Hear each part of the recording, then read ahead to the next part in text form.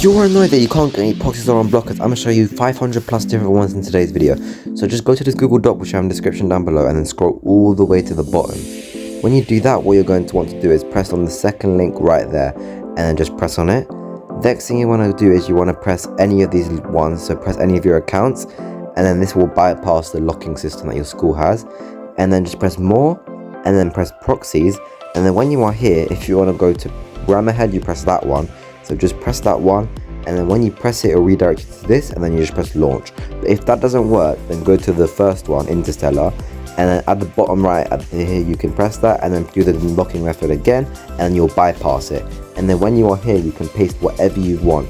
So basically go to any of the proxies that you want and then just choose that one, and then you can enter whatever website you want. And then when you do that, all you have to do is paste in what you want and then press enter, and then when you press enter, it will be a Google but on this proxy website. And yeah, basically, thank you for watching and subscribe.